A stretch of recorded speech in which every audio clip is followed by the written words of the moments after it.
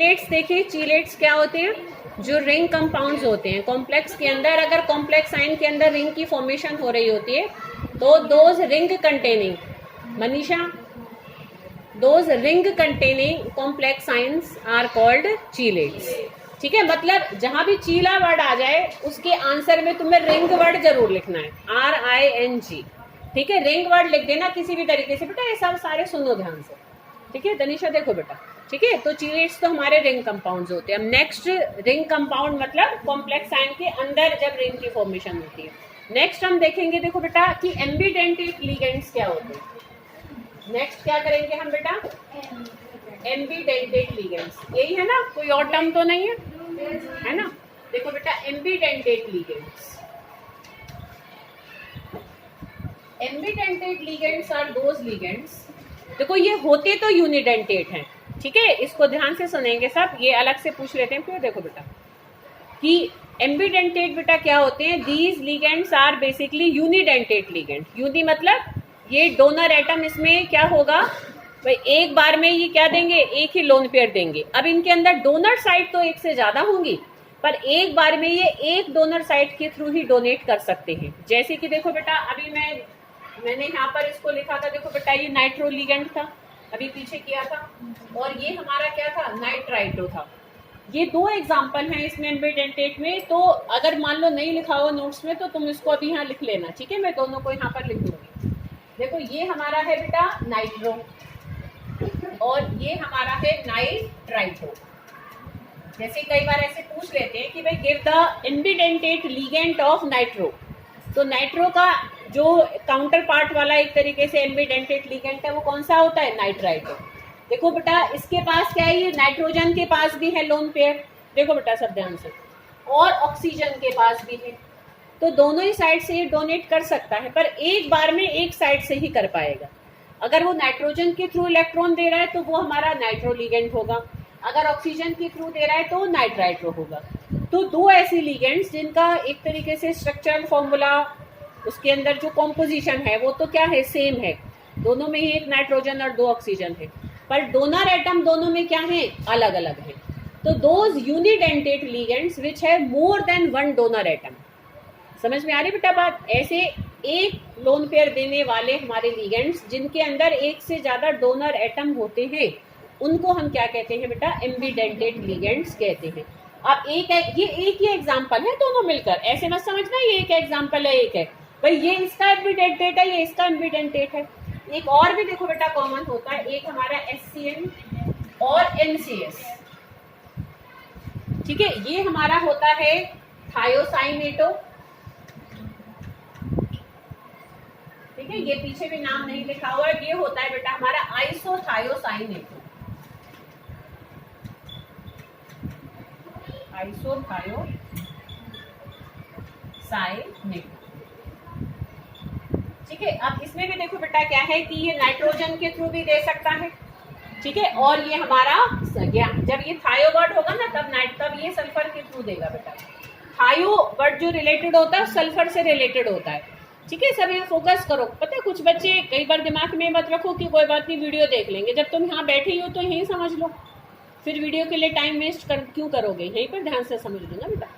तो जब सल्फर के थ्रू वो डोनेट कर रहा होगा तब वो थायोसाइनेटो है। थायो वर्ड ना हमेशा सल्फर से रिलेटेड होता है, ठीक है? और जब वो नाइट्रोजन के थ्रू डोनेट कर रहा है तो वो हमारा आइसोथायोसाइनेटो होता है। तो एक एग्जांपल ये है एम्बीडेंटेट लिगेंड का, और एक ये। क्लियर बेटा? सबको आगे बात समझ में? अब नेक्स्ट हमारी टर्म है यहाँ पर कोऑर्डिनेशन नंबर। देखो कोऑर्डिनेशन नंबर हमारा क्या होता है? कोऑर्डिनेशन नंबर कि भाई कितने लिगेंड्स, जैसे कि अब देखो मैं यहाँ पर कुछ एग्जांपल लिखती हूँ और मैं बता दूंगी बेटा कौन से वाले पर्टिकुलर आते हैं, और जो बच्चे गलत भी जरूर करते हैं। और जहां तक है अगर पेपर तुम्हारा हाफ एंडे का बाहर से आता है तो ज्यादातर इस वाले हाफ एंडे में ऐसा एक क्वेश्चन जरूर आता है, ठीक है? देखो कैसे, जैसे मैंने यहाँ पर मैं देखो 2-3 लिगेंड्स लिख रही हूँ, सॉरी पूरा कॉम्प्लेक्स आयन लिख रही हूँ। जैसे एक मैंने ये लिखा, ठीक है? और मैंने देखो एक ये लिखा,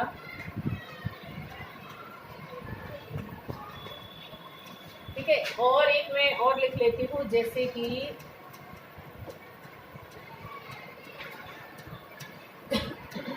ठीक है? अब अब ये मैंने 3 कॉम्प्लेक्स आयन लिखे हैं।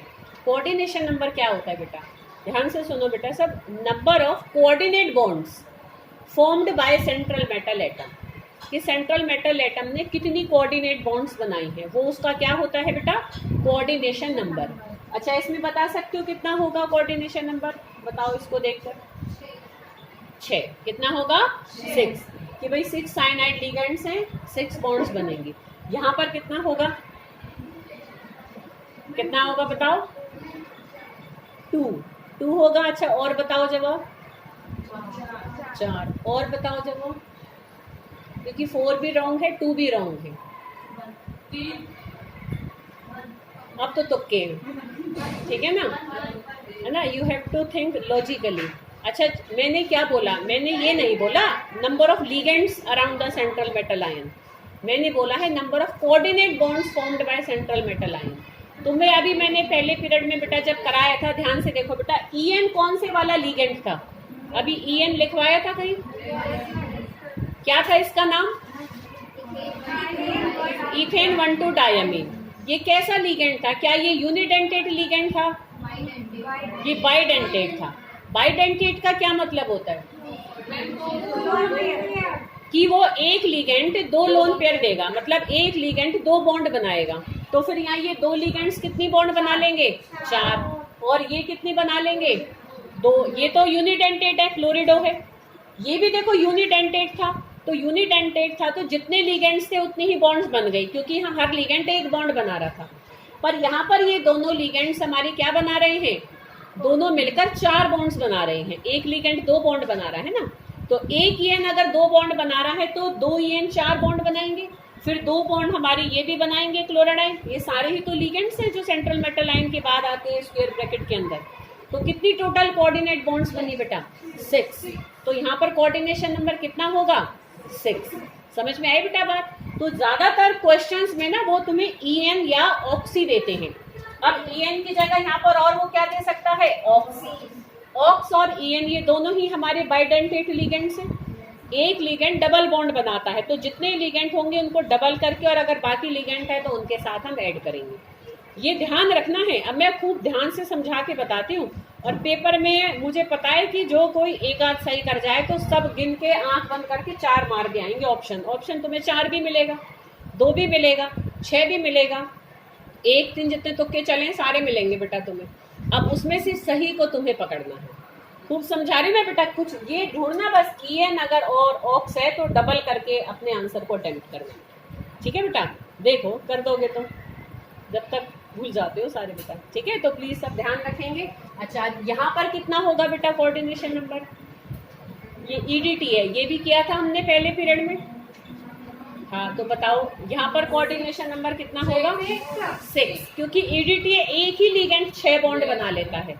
अब यहाँ पर ये एक ही दे रखा है, तो इसका आंसर ऑप्शन में 1 भी मिलेगा तुम्हें, पर इसका आंसर हम क्या लिखेंगे, 6, क्योंकि एक ही लिगेंड यहाँ पर 6 बॉन्ड्स बनाता है। क्लियर, आगे बेटा बात समझ में। तो दिस इज कोऑर्डिनेशन नंबर, की number of coordinate bonds formed bye a central metal atom in a complex ion, ठीक है। ऐसे ही देखो बेटा और क्या होता है हमारा, नेक्स्ट हम देखेंगे। देखो कोऑर्डिनेशन स्फीयर और आयोनाइजेशन स्फीयर क्या होता है हमारा, देखना नेक्स्ट ये है क्या, कोई चीज हमारी मिस ना हो। देखो बेटा जैसे कि भाई मान लो मैंने ये लिखा,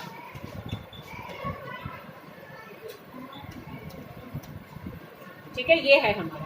तो इसमें तुम देखो बेटा जो स्क्वायर ब्रैकेट वाला पार्ट है ये हमारा होता है कोऑर्डिनेशन स्फीयर, सिंपल है ये तो। और जो हमारे आसपास के आयंस होते हैं ना बेटा, वो हमारा क्या होता है, आयोनाइजेशन स्फीयर। ये क्या है इसका, आयोनाइजेशन स्फीयर, और ये है इसका क्या, कोऑर्डिनेशन स्फीयर, ठीक है। नेक्स्ट देखो क्या है, कोऑर्डिनेशन पॉलीहेड्रॉन करके है शायद, ठीक है। तो देखो कोऑर्डिनेशन पॉलीहेड्रॉन क्या होता है,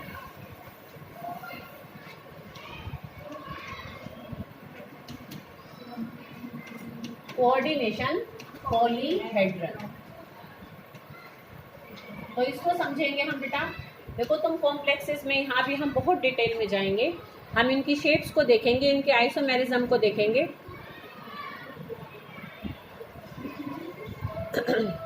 तो देखो बेटा कोऑर्डिनेशन पॉलीहेड्रन बेसिकली क्या होता है कि जब लिगेंड्स चारों तरफ अरेंज करके सेंट्रल मेटल लाइन की तरफ जब अरेंज कर रहे हैं उनके चारों तरफ, तो ओवरऑल एक शेप क्या बना रहे हैं। तो अगर वो एक टेट्राहेड्रल मैनर में अरेंज है, टेट्राहेड्रल शेप देखो सबको समझ में आती है, देना बेटा 2 पेन और देना बेटा, इतने 2 पेन और शिफ्ट कर देना, ठीक है। बेसिकली 3 शेप्स हम इसमें करेंगे, तो मैं सारी शेप्स इसमें बता देती हूँ, ठीक है। पहले इतने 2 पेन और यहाँ रख दो। देखो बेटा टेट्राहेड्रल शेप हमारी कैसे बनती है, ध्यान करो, हमने 11th में जब हाइब्रिडाइजेशन भी करी थी, ठीक है। तो इस तरीके से हमारा देखो बेटा क्या बन जाता है, एक टेट्राहेड्रा, ठीक है। तो टेट्राहेड्रन अगर सिंगुलर कहेंगे तो टेट्राहेड्रन, अगर प्लूरल कहेंगे तो टेट्राहेड्रा, ठीक है। देखो ये ऐसी बेटा, देखो ये टेट्राहेड्रल शेप होती है प्रिया, कि जैसे यहाँ सेंट्रल मेटल होगा और इनके बीच में एंगल होता है 109 डिग्री 28 मिनट्स का, तो दिस इज क्या, टेट्राहेड्रल शेप। तो अगर टेट्राहेड्रल मैनर में लिगेंड्स अरेंज है तो उसका कोऑर्डिनेशन पॉलीहेड्रॉन क्या कहलाएगा, टेट्राहेड्रन, ठीक है। अब अगर मान लो देखो ऐसी अरेंज है, देखो एक स्क्वायर प्लेनर शेप होती है जो तुमने हाइब्रिडाइजेशन में नहीं पढ़ी थी, वो हमारी कोऑर्डिनेशन कंपाउंड्स में ही मिलती है हमें, ठीक है। देखो स्क्वायर प्लेनर शेप हमारी कैसी होती है, सिंपल एक स्क्वायर प्लेन बन जाएगा ऐसे, भाई इन सब के बीच में देखो कितना एंगल होगा, 90 डिग्री का, तो इस तरीके से एक हमारा स्क्वायर प्लेन बन जाता है। तो ये हमारे ऐसे स्क्वायर प्लेनर शेप भी हमें मिलेगी। तो अगर स्क्वायर प्लेनर मैनर में लिगेंड्स अरेंज है तो उसका कोऑर्डिनेशन पॉलीहेड्रॉन क्या कहलाएगा, स्क्वायर प्लेनर।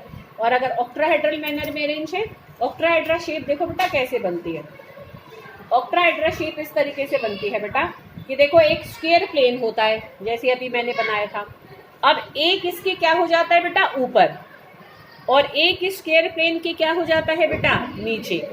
अब देखो इन चारों को मैं ऊपर वाले से मिलाऊं, चारों को नीचे वाले से मिलाऊं, तो ये जो एक शेप निकल कर आती है ना, इसको हम ऑक्ट्राहेड्रल शेप कहते हैं।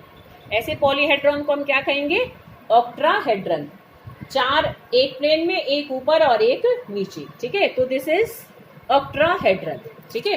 तो किस मैनर में लिगेंड्स अरेंज है around the central metal ion, that is it's coordination polyhedron, ठीक है बेटा।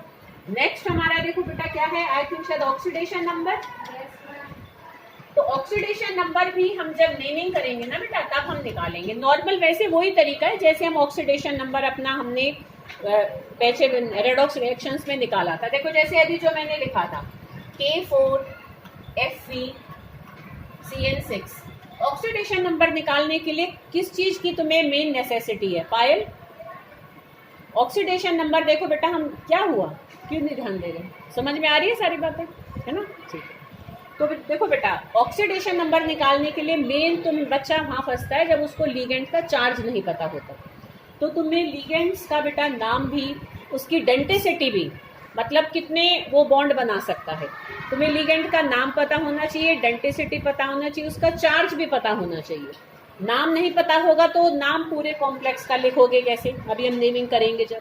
और अगर चार्ज सही नहीं पता होगा तो तुम उसका ऑक्सीडेशन नंबर नहीं निकाल पाओगे, ठीक है बेटा। अब देखो मान लो मुझे आयरन का निकालना है इसमें, तो एक पोटेशियम पर कितना चार्ज होता है बताओ, +1 का, तो इनका हमारा +4 हो जाएगा। अब मैं इसमें जोड़ूंगी आयरन का जो कि मुझे निकालना है, तो इसको हम x मान लेंगे।